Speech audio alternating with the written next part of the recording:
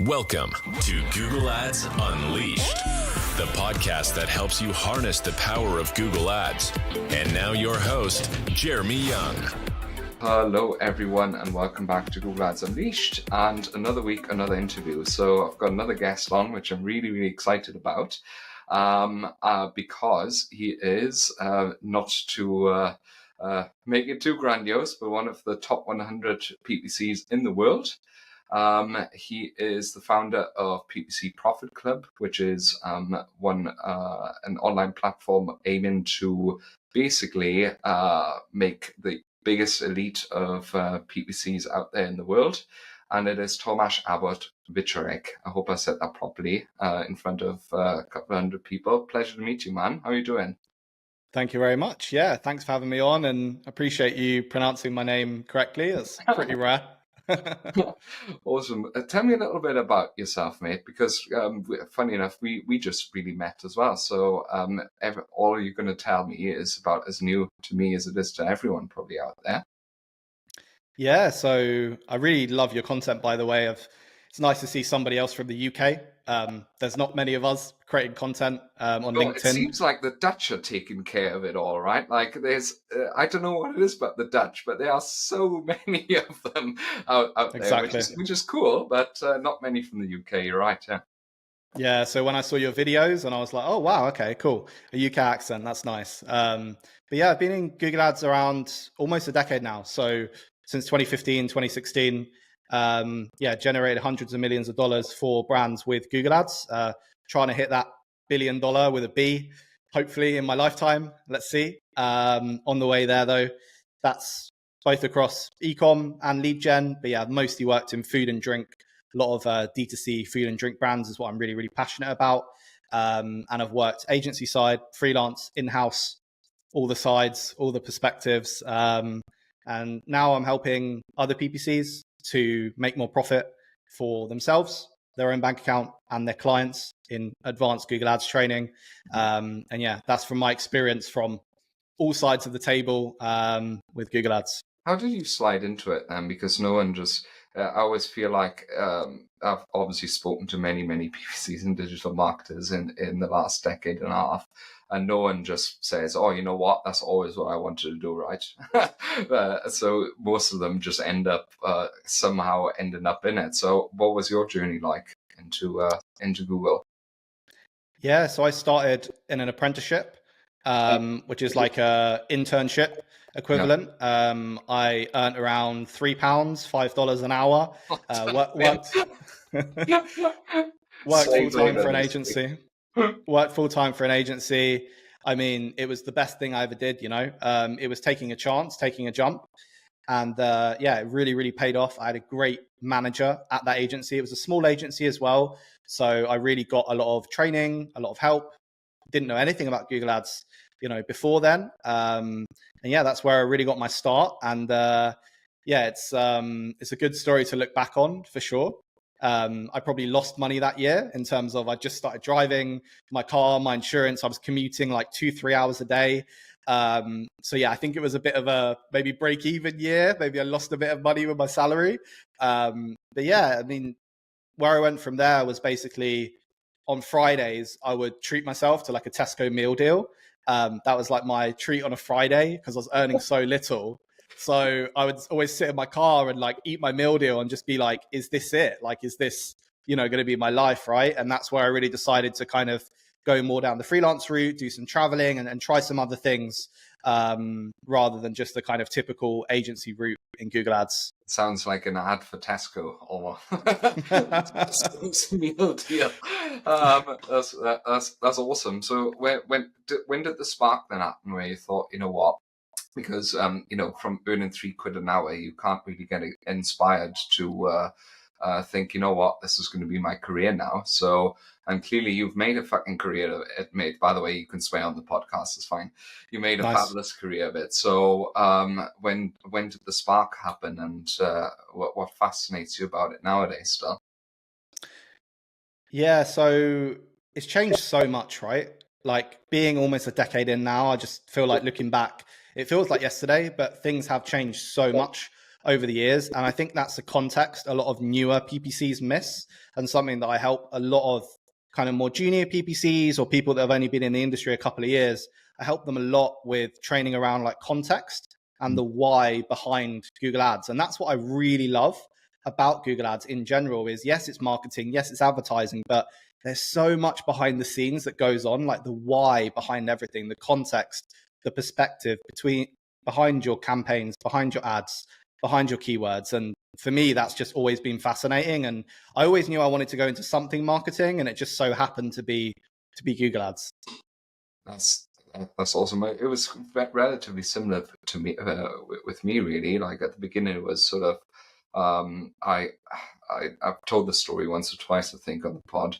Sort of started it because at the time I was working in Germany for a business, and at this sort of boss at the time, we thought, he's young, he knows computers kind of situation, do this Google Ads thing, we should be on there.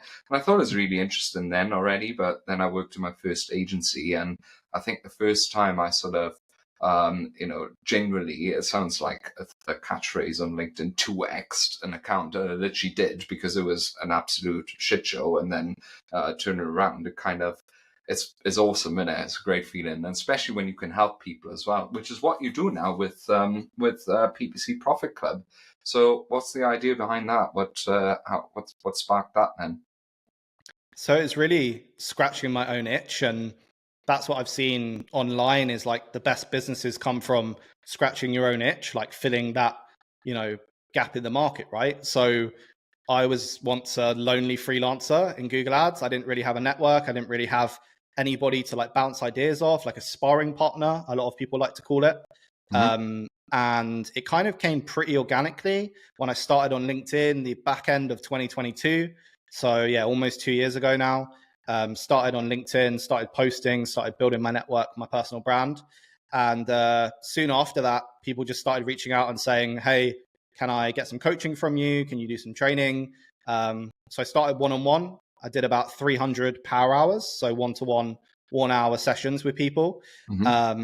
So far, I've done, over 300 now.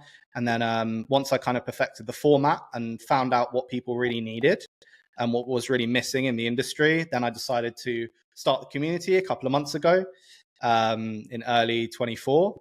And yeah, it's been amazing so far, growing the community and seeing the wins that people get straight away, because a lot of the time people know the answers.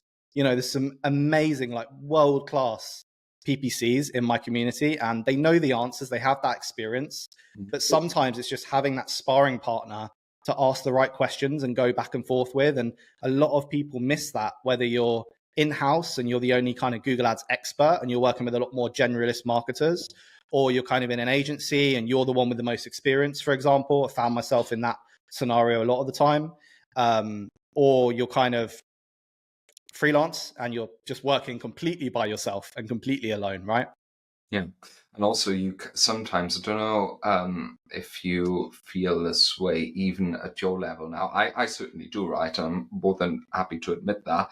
Sometimes I feel not uninspired, is not the right word, but it's kind of, sometimes I look at an ad account and think, I don't know where to take this anymore. Like, done, especially with ones you've had for years, right? You've done so much with it, and it kind of feels very often, you know what, I need some sort of external input. In fact, we have undergone like an agency training last month, which was a lot of sort of last quarter, which was a lot of agency, but a lot of sort of Google Ads ideas as well. And I 100% see the value in something like that. Potentially, I'll check it out, actually. I think the team would be super interested in this. Is this for agencies as well, or just sort of freelancers or people who work? Yeah. Yeah, so we have a nice mix. So there's 2 tiers inside PPC Profit Club. So there's the lab tier, which is a free tier, which is a free community for people to come, have fun, run ads with friends. And it's a worldwide community, which is super cool to see. As I said, you get those different perspectives from different size accounts, lead gen, e-com, different niches, and everybody helps each other out. And then we've got the paid tier, which is the mastermind, which is a one-to-one and group coaching with me, where you'll get video training, you'll get coaching one-to-one. And I'm building out a lot of really cool later this year and going into 2025, really excited about the stuff that's going to come in that mastermind. But yeah, so far we've had some amazing wins. It's only been going like 3 months as of kind of July. It's 30 members at the moment, and we've had some amazing wins. There's a good mix of freelancers, agency owners, and in-house in there, which I was really sure to, position it as open to everybody. Of course, you need to have a good amount of experience to be in the mastermind. And that's where the lab comes in, the free, community, where if you're a bit more junior, if you're not looking for something so high commitment, you can join the lab. But if you're looking for something more personalized and something more one-to-one with me, where I'll help you get more profit for you and your clients, then the mastermind is going to be there for you. Well, and you seem to be the right man, right? Because like I introduced you before, a top 100 most influential PPC expert. What catapulted you there, besides obviously your experience? And you also mentioned a bit of LinkedIn before. Does that have a little part in it? Because you got quite the presence, right? Like you're always going to crack the 20,000 anytime soon. Yeah, so back end of 2022, I'd already been in Google Ads about 6 years then. And I'd already worked on budgets, well in excess of like £1 million per month. And yeah, was very, comfortable with my skills. Felt like I was probably the best PPC I knew. And that was where I knew there was an issue. Because one, I was managing these great accounts. I was doing, great campaigns, launches in new countries and stuff. Nobody knew about it. Like it was literally just me, right? So nobody knew about that. Yep. And then the other part of it was I had not much of a network where, yeah, as I said, I felt like I was the best PPC I knew. And I knew that wasn't the way to grow, right? I didn't like that. I didn't like to be the best person in the room, right? Yeah, so that's what they say, right? Like that's the only way to grow, to be the dumbest person in the room. Exactly. It's quite difficult to get to that. I personally find, I don't know if you've been thinking or feeling the same. It's like sometimes it's quite tricky really to surround yourself with people and learn, which is, by the way, something why I started the podcast as well, because that's kind of the situations I can then expose myself to. So you start that then. Yeah, and the general thing everyone was doing back then in 2022 was case studies, and I couldn't do them. I was under NDA with a lot of brands I worked with. As I said, I worked in-house freelance agency, so it wasn't really something I could do. Was big case studies, and I didn't really want to work for free. I felt like with my experience as well, just to get case studies over a long time, and I thought there must be a better way to do this, right? And that's when I started looking into personal branding stuff and committed to it, and spent like 8 hours a day on LinkedIn for the first couple of months, and just absolutely was relentless and was like, I'm going to make this LinkedIn thing work.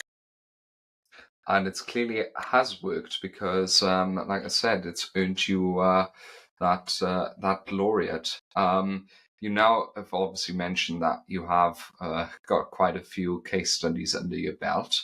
Are you able to share any of the stories, like any success story where you've sort of taken a certain account from a certain position to another, or and of course you can tell the listeners a little bit how you've done it, and don't be afraid to go into detail, because that's kind of what we do oftentimes. I've mentioned a couple of case studies on the pod as well, for instance, certain scales during certain sales, or how we transformed certain ad accounts and what the steps were that we undertook, etc., etc. Yeah, so the one that comes to mind is pretty unusual one, because it's not scaling, it's almost descaling, right? Okay. Which is something I'm really a big fan of, is like coming in and going, what are the quick wins? Where can we save money? Which a lot of agencies don't want to do. And they want to shout about, scaling ads, scaling ROAS, scaling campaigns to the moon. But a lot of the time, what's actually more important is what you've got there, working with the existing campaigns and the existing structure, and just going, what can I do today to change things? Because scaling an account doesn't happen overnight, right? It takes a long, long time. So it's like, what can I do today? or incrementality for that matter, right? That's something that a lot of people sort of underestimate. Like, in fact, I've got a call with a prospect tomorrow, big account, about $250,000 in ad spend per month for a big clinic. And in the end, I'm pretty sure they must be spending about 50 grand for bugger all every month, right? Just especially because the tracking's not exactly great, so we can't really ascertain whether some of the campaigns are actually effective or not. So that's mega interesting. What would be the case that you could share, or is there? You don't have to obviously mention brand name; it could be anonymous.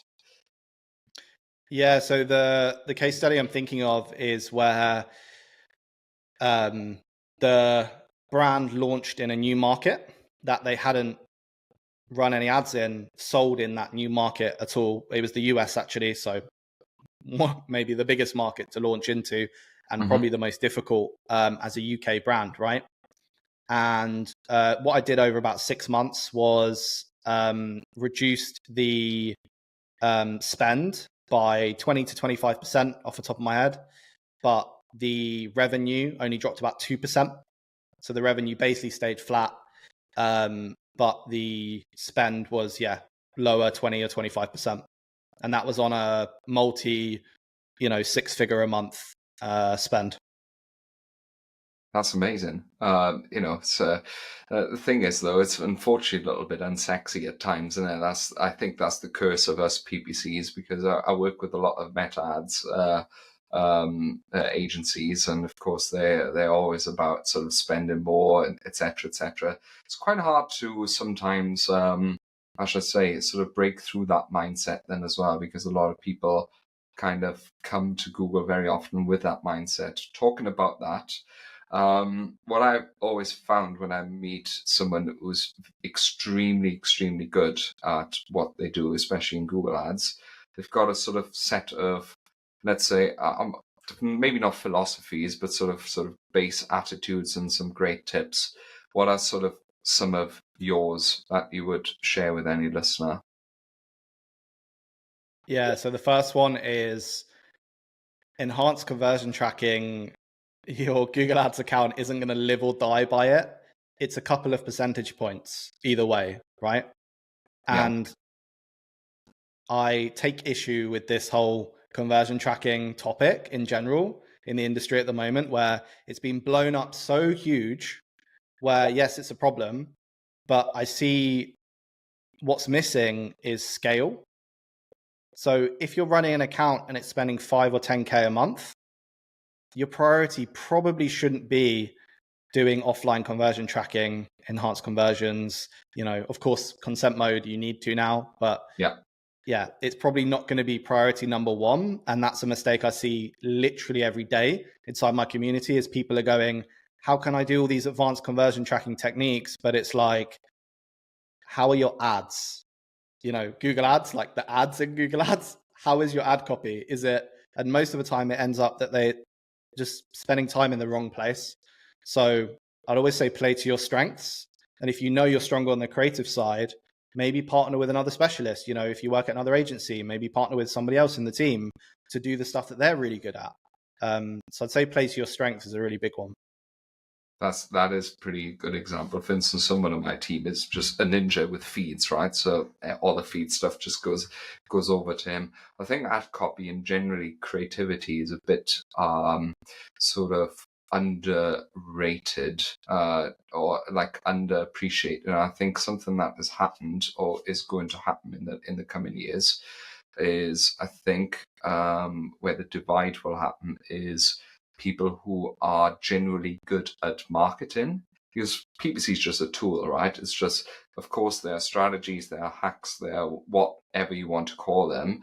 But generally speaking, you just have to be a good marketer, right? You have to understand the psychology of marketing. You have to understand how people tick. You have to understand what pain points they have. You have to understand the buying journey. You have to understand all of these things.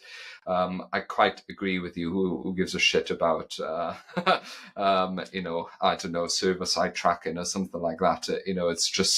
It's a fad, right? It's something, I mean, it's great to put into place to have it, but in the end, there's, more important things to look at. What kind of other things do you how should I say, other beliefs and other things that you have and tips that you would share? Of course, conversion tracking is one you just mentioned.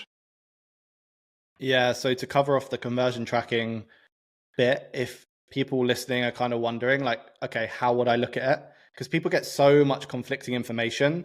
And I see this in my community every day where people are like, what should I do? What should I focus on? It's all about scale, right? So I mentioned, a couple of percentage points either way, for example, for enhanced conversion tracking, enhanced conversions. So if that's on a 10K a month, account, and you're getting maybe 100 conversions, it might be a couple of conversions either way. If we're now talking about 100K a month account, that's much more valid, right? That might be something that you do want to look into, those small incremental things. Server-side tracking as well, all these advanced tracking things. It's like, have you got all the fundamentals in place first? And then those things are kind of the cherries on top. But yeah, in terms of prioritizing, that's not where I'd go first if I'm looking at an account under, say, $50,000 a month, What's the most common mistake you see which people make in your community? People come to you, etc., etc. Not asking the right questions to your client. For instance. Sure. So it's like you mentioned, right? PPC is going to become a much more level playing field, technically. And people that are stronger on the creative side, I do believe, will excel in the next couple of years, because as conversion tracking becomes basically tick boxes, you get it implemented, you get it to a good level, you get a feed to a good level as well. Everyone could kind of do the same things based on time and resources, right? All the great agencies can all get to the same point. With creative, the sky's the limit. There's no tick boxes, right? You can never get to the point where it's like best in class creative, but you can also do more. Like every brand that's best in class is pushing themselves. They're launching new creative all the time. They're testing out new trends, new formats of videos, for example. And in Google Ads, what's so cool and why I love it is like, it's like having 10 different channels in one platform, right? Whereas with Meta, I was explaining this to someone the other day because they were trying to learn Google Ads like they learned Meta Ads in kind of a couple of weeks. And I said, the thing is, you can learn search, sure, you can learn shopping, but each one is like their own platform. Each channel is their own platform, and they come with their own, things to learn, right? I always tell people it's a bit like golf in a weird way, because golf has like 10 games within the game, right? Putting, chipping, pitching, driving the ball, etc. They're all different things within one big game, right? So it is very, very, very different. Have you been doing like a ton of push marketing on that side then as well? Demand gen, YouTube, etc. Yeah, so demand gen is such an interesting one. I feel like they changed the name because everybody hated discovery. Yeah. I would always root for discovery, because at a few brands I worked with, discovery ended up being the best performing channel. Now, that's with the caveat of you need the best in class creative, and you need the right setup in general. And I would say that was after me getting the whole account, search, shopping, YouTube, to a really good place, right? And I felt like I eked out every bit of efficiency in all the other campaigns first, which of course are always going to have a lower CPA. Yeah, and there's going to be a natural limit at some point, right? That's something I always tell people, is there's a bit of a misconception that people think you can just sort of push a few buttons, push more budget and get the same output. Dude, there's only so many people looking for your shit, right? Like it's just not more people. So that's just how it is.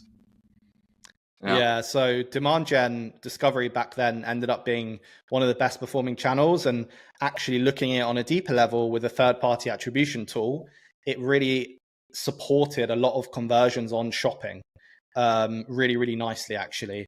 And that is a very good example of it's only as good as the data you feed it. Demand gen lives or dies on the creative and conversion data you give it. It was the same for discovery. And so far, I'm seeing the same on demand gen as well. Yeah, I have to make a confession here. It is definitely campaign type. We're brutally underutilized, and I think but that's not just because we don't want to, right? It's just a bit of a resource thing within the agency and where our focus is and where the quicker wins are. Because if you have a client who's, I don't know, whose product feed is there's nothing there, or the setup is absolutely trash, then you don't want to put the cart before the horse, right? Like you said. So it's pointless starting these things until you've done all of the other stuff. You've got one brand, for instance, that they sell coffee, and their meta ads creatives are really, really good. But they are funny as well. They're an amazing brand, right? They got an unbelievable tone of voice, really cool branding, really cool positioning. They're insane. They're a coffee brand in Germany. And the ads smash it out the park, right? We've actually built demand gen now to basically doing the same levels as meta ads, almost the same, within a matter of weeks, just reusing old creatives and recycling creatives. Yeah, I think that's what it's going to get to. But I do have to say as well, it's improved a lot. Like when I used it, Discovery at the time, and then when it first then was renamed Demand Gen, it used to be shite, in my opinion, but it has improved massively now. And like you said, we use often Triple Whale or similar third-party attribution tools to really ascertain its efficacy. So yeah, mega interesting. So talking about trends, where do you kind of see Google Ads going now that you've got 10 years to look at? What the next 5 to 10 years going to look like? What do you reckon? Match types will go away. Yeah. And we saw this in two areas recently. One in Japan, where they renamed broad match to intent match, which I actually like because I think is a lot more accurate description of what it's meant to be. Yeah. Exactly. Yeah. And I think they'll continue going down that road where the gap between broad and exact will widen so much, where broad will get all the AI features as we're seeing already. It takes into account a lot more factors already, and it will learn a lot more, and it will get all the AI features. And I think exact will be left as like you can only use it in certain campaigns in certain scenarios type of thing. I think it will very quickly become that. I think it will become right, like a classic example where you don't really want to match on competitors or any sort of other weird funky searches. Yeah, and the whole brand inclusion exclusion thing. I think that's the start of the match types going away. Yeah, I'm going to be afraid of that day a little bit, because I don't know how you feel about broad match, but I very much feel it's a bit hit and miss still. One of the core tests that I usually do with any campaign is usually still exact and phrase versus broad, just the classic A/B test, and it's still a bit shocking how bad broad is at times. Classic one example, we had a client, we've got a client at the moment, they do 24-hour care, right? So they generating leads for people who need 24-hour care, and as it turns out, broad generated more inquiries, happy days, but the actual signed leads were like half of that of exact and phrase, right? So it's really important to sort of still understand that you have to, I wouldn't trust it blindly just yet. Let's put it like that. Yeah, I'm working on a training at the moment called Broad Match Navigator is the working name right now, because it's I literally get asked every single time I'm doing a Q&A inside my mastermind. Broad match takes up half the conversation, to be honest, because people are asking just like you, like how are other people using it? Is it hit or miss? And the general consensus so far is, I agree with you. It's hit and miss. It's always like there's no absolute. I wish I could say like use it in this case, don't use it in this case. And I think it used to be like that. A few years ago, I used to give the advice of like if you're spending 100K plus, use broad match, right? Because you really want that volume and you can take the hit on efficiency. But if you're under 100K a month, stay away from broad match, right? It's not worth it. But now the lines, I think, are a lot more blurred, right? Much more blurred, yeah. I think it really has something to do with what kind of search volume you deal with, right? For instance, with the 24-hour care one, and that's where kind of linguistics almost comes in, right? Like you have to actually understand how people work and what people are looking for, because someone would just search 20. That's just one keyword, right? Like there's no other way of saying it other than maybe you would put into Google, I need someone to look after my grandma for full time, like, which would be the intent of it, but it's not kind of the same thing. Whereas, I don't know, if you sell an e-commerce, let's say this water bottle that keeps stuff cool, you might want to search something like, what's the best way to keep my food warm in the day, or something like that, right? So it's very, very, very, very different from use to use. You just have to be quite aware of the search volume as well. What other sort of trends would you say are coming for us? AI. When you say coming for us, I just think of AI, right? Classy. Yeah, taking the jobs. Yeah, AI. I came across a really interesting example today, which I'll share. The dangers of using AI is a lot of people inside my community, a lot of people I speak to on LinkedIn, and pleasure to call a lot of them my friends. Their first language isn't English, but they're running ads in English, right? So they might be Dutch, might be from Germany, for example, where their English is their second language. And sometimes the context is missing a little bit that you wouldn't get if you're not a native, speaker, right? Yeah. And that's what gets missed a lot with AI. So I see a lot of people, a lot of PPC specialists translating ads in AI, or asking ChatGPT to write me a bunch of headlines. But a lot of the time they don't quite make sense, and you can't really put your finger on it. It's just like, it sounds weird. It's just a bit off. I'm not going to say it's specific, but we work with an agency who do meta ads, and they do meta ads for British business, but they're not from the UK. And I sometimes see the ads, and I'm like, that's not 100% right. Like, that's not how I would say it. Oh, that's not. And it just feels a little bit. I know they use AI. It's weird that you say it, because now I actually realize why it is. I just thought it's a language barrier, but it is probably that, right? Yeah, that's something I am big on, is localization, and I hope to do way more talks on localization in the future in Google Ads, because it's something that is not spoken about whatsoever. Like, I literally don't see any content around it. There's so much potential, and a lot of the results I've got is, as you said, like, when the technical playing field becomes quite level in Google Ads, especially in the future, and to some extent it already has, it's like, if you're launching a new market, you got to understand that market, you got to understand the local lingo. How do people talk? What phrases do they use? And then when you're talking about different languages as well, there's a lot of stuff that can't be translated, 100%, yeah. So I grew up in Germany, so I speak German, and I work with quite a lot of German businesses, and that happens more often than more often than you would think, right? Like, sort of certain difficulties in terms of, for instance, one was interesting. Similar business from Germany launching a product in the UK, but the landing page, the product pages, showed houses which didn't look like here. They weren't brick houses next to each other, and the conversion rate was crap, right? Everything else seemed all right, but I said, guys, it's because it doesn't look like here. I look out of my window right here, and I can see how it looks here, and you wouldn't know this if you're not from here, right?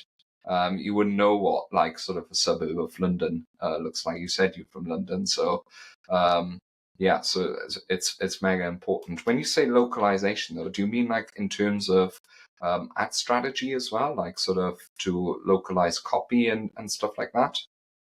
Everything. That's why I say there's so much potential there that is just never. This is an absolute. I can say whenever I audit an account and they're advertising in multiple markets, multiple countries, they are never doing the best job in all of those countries. Never. There's so much potential always in normally not their home market, right? Typically, brands do very well in their home market and they don't do so well in other markets, right?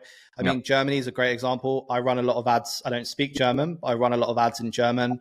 I run a lot of ads in Dutch. I run a lot of ads in the US, which state by state, they talk very differently in the phrases and stuff they use. And it's all about understanding the intent, I find, right? And the landing page is a great example because the whole buying journey is completely different. And Germany is a great example. I remember Y-Food, which was the biggest German competitor of Huel. Y-Food had this word that they really associated with their brand. It was a really long word and it basically meant meal replacement, but you couldn't translate the word. In English, it meant nothing, but it was kind of like a meal replacement, but it was just a really long word that would take up a whole headline, basically. I think it was like 15 or 20 characters long. And that was like, okay, how do we approach that? You know, we can't really use the word because it's very associated with them. But then like, what other words can we use? What other phrases can we use? It's like, there's so much potential there. Yeah, massive. That's a mega interesting topic. I'd maybe another time I'll hope to pick your brains a little bit on this. Maybe another just to add on something that I've historically found super difficult. So many of our brands try to advertise in France. That is usually the unbreakable barrier. I don't know what it is about the French, but they just don't like that. I think they can spot a foreign brand or not French brand from a mile away instantly. I feel like that might be the most difficult market I've ever run ads in. And I've done ads in Japanese, right? So many years ago for a data recovery firm. I can't pronounce the Japanese word anymore, but so super interesting stuff. Do you have one final one? Otherwise, let's maybe throw another one out. What do you think is yet to come for us as well? We can jump in on the France thing, actually. I also found it a challenging market to advertise in with a lot of brands. And the reason why, and to make some generalizations from my experience advertising in France, I have a lot of family that live in France as well, and they kind of echoed this. It depends on the online shopping culture in a country.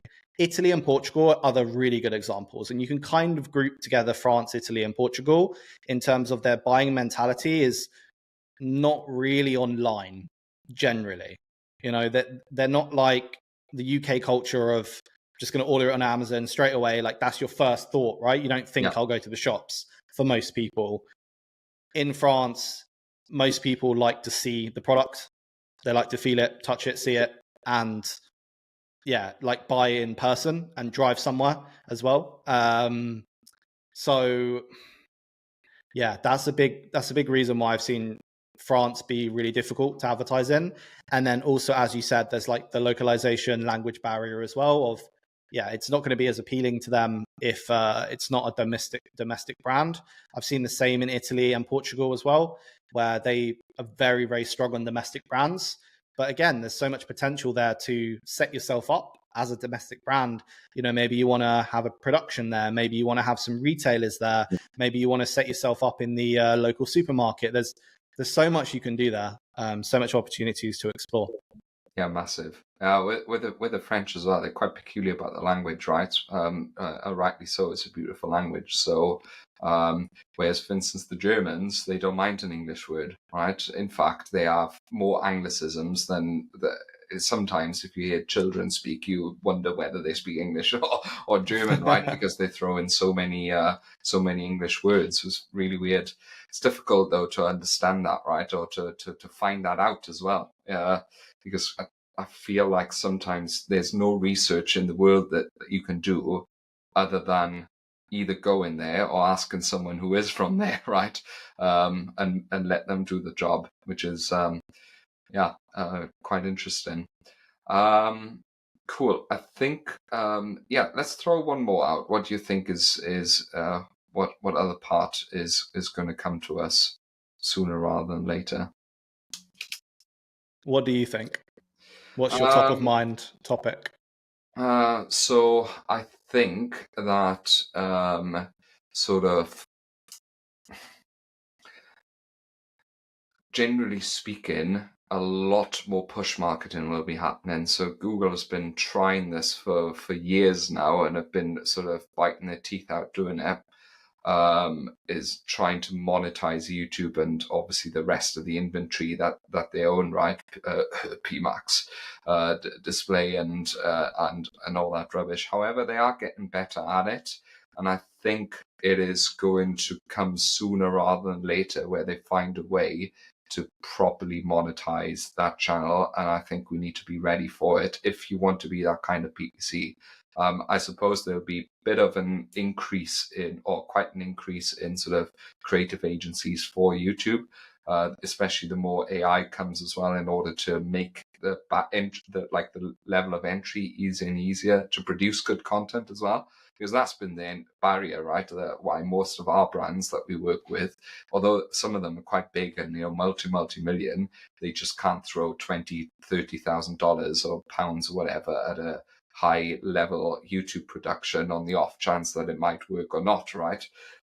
So that's and we're not the experts in it either, right? So that's just how it is. I think that is going to come hard, especially shorts are going to be targetable, I think, very soon as their own placement. They already are in demand gen, right?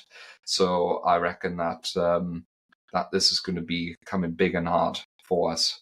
And again, goes a bit more into the creative sort of scheme that you mentioned. And maybe another thing would be profit, right? Profit tracking will be huge in e-commerce. Because I actually spoke to Adrian about this as well, who you know very well, last week. I think Google will not leave that pie on the table, right? Their share of these functionalities, which third-party tools are fulfilling right now. So yeah, that's what I think is going to happen. On Meta, it makes my argument so much easier, honestly. I love this trend where Google is taking Meta's features, like with the lookalike audiences we see in demand gen. Yep. They're literally called lookalike. Same name, same everything, right? No, they didn't even try, right? Yeah, I expect it will be called lookalike Max, or we'll have some lookalike Max or lookalike Pro, lookalike Ultra. I'm sure we'll have some kind of level up upgrade of that at some point. Yeah, that'd be cool. Well, they all know and learn more about it in PPC Profit Club. Maybe as a final call to action to everyone, how would they find you if they want to get in touch with you, and also if they wanted to sign up and see what it's like? Yeah, so I'm sure we'll have the links to sign up to the free group, the lab, and then you've got the paid group, which is more of a one-to-one and group coaching, the mastermind. And both groups are aimed at getting you more profit for your own bank account if you're a freelance agency owner, in-house PPC specialist, and also providing the best service for your clients. And yeah, just to lead off with the Meta side, it just makes my argument so much easier because I've been going on about taking learnings from Meta for years now. And people thought I was crazy a couple of years ago saying it, and always thought Meta and Google were completely different. But it's a recommendation I'm making all the time in my community is, are you running Meta? It's like one of the first questions I ask clients as well. Are you running Meta ads? What's the results? What's the angles that work? And can we take some learnings from that? And more often than not, you can take something, you know? Yeah, 100%. In fact, funny enough, that's very often what we do as well. What are sort of the top, especially the top headlines that have performed, right? So that if you can literally sometimes copy and paste the headlines of a Meta ad and just pop it into your ads, right? And something that we do very often as well is pain points which work, we add into the product titles, right? So if a certain pain point is proven or angle is proven to be really effective, chuck it at the front. We've done this with one of our unfortunately, the collaboration ended due to other reasons that I weren't our fault. Like, basically, they just wanted to change all the agencies up and consolidate. So fair enough. But that's what we've done, and it just improved performance pretty much overnight, right? Because just spoke to more people. Cool. It was really, really awesome. Like I said, guys, if you want to see what it's all about, the links will be below here on the podcast. But of course, you can find Tom on LinkedIn as well. You just have to, what would you pop in? Probably your full name, or how's it the best way to find you?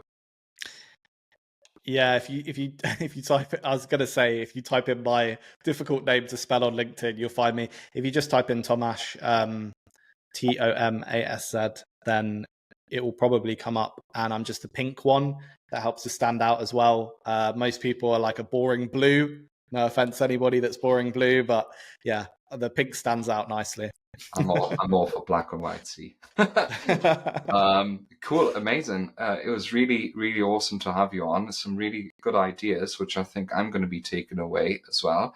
And let's not make this the last one either. It'd be cool to maybe your podcast might come out at some point. Who knows? Maybe that might be another venture of yours. And yeah, no doubt we'll speak to each other again. Thank you very much, man. Sure, it was a lot of fun. Thanks for having me on. Awesome. So guys, if for any more Google Ads tips and advice, obviously reach out to Tom, reach out to us. You can find us on LinkedIn. As always, it's Jeremy and Google Ads, or of course, Tomasz Abbott-Wieczorek on LinkedIn.